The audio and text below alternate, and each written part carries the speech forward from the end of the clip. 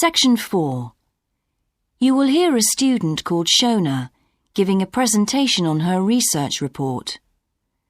First, you have some time to look at questions 31 to 40.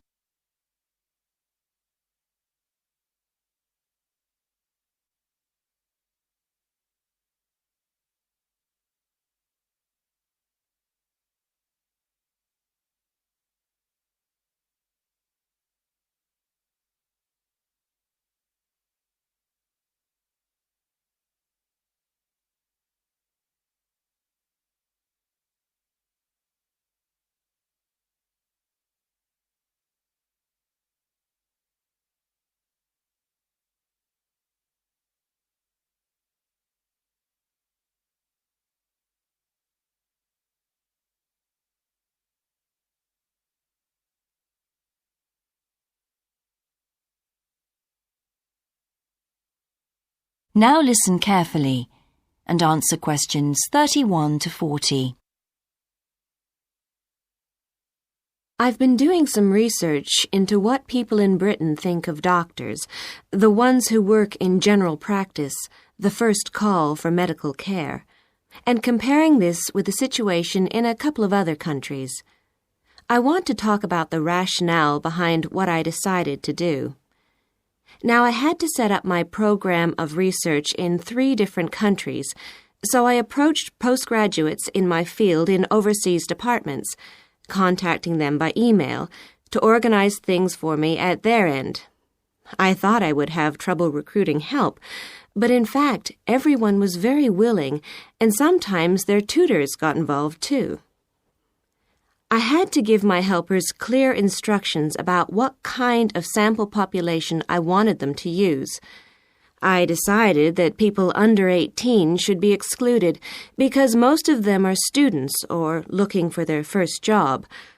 And also I decided at this stage just to focus on men who were in employment and set up something for people who didn't have jobs and for employed women later on as a separate investigation.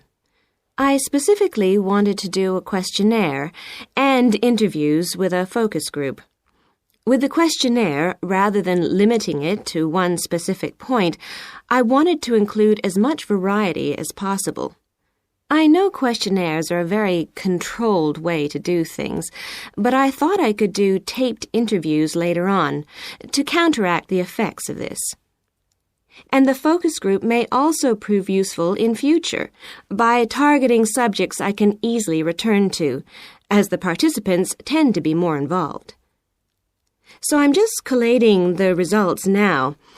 At the moment, it looks as if in the UK, despite the fact that newspapers continually report that people are unhappy with medical care, in fact, it is mainly the 3rd level of care, which takes place in hospitals, that they are worried about. Government reforms have been proposed at all levels, and although their success is not guaranteed, long-term hospital care is in fact probably less of an issue than the media would have us believe. However, I've still got quite a bit of data to look at. Certainly, I will need to do more far-reaching research than I had anticipated in order to establish if people want extra medical staff invested in the community, or if they want care to revert to fewer but larger key medical units. The solution may well be something that can be easily implemented by those responsible in local government, with central government support, of course. This first stage has proved very valuable, though.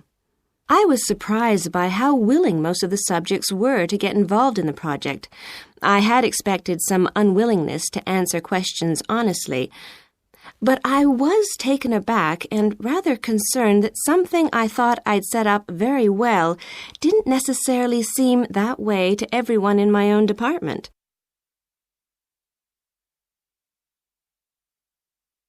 I thought you might also be interested in some of the problems I encountered in collecting my data. There were odd cases that threw me. One of the subjects who I had approached while he was out shopping in town decided to pull out when it came to the 2nd round. It was a shame, as it was someone who I would like to have interviewed more closely. And one of the first-year students I interviewed wanted reassurance that no names would be traceable from the answers. I was so surprised, because they think nothing of telling you about themselves and their opinions in seminar groups. Then one of the people that I worked with got a bit funny. The questions were quite personal, and one minute he said he'd do it, then the next day he wouldn't. And in the end, he did do it. It's hard not to get angry in that situation, but I tried to keep focused on the overall picture in order to stay calm. The most bizarre case was a telephone interview I did with a teacher at a university in France. He answered all my questions in great detail, but then when I asked how much access he had to dangerous substances, he wouldn't tell me exactly what his work involved. It was a real eye-opener. That is the end of section 4. You now have half a minute to check your answers.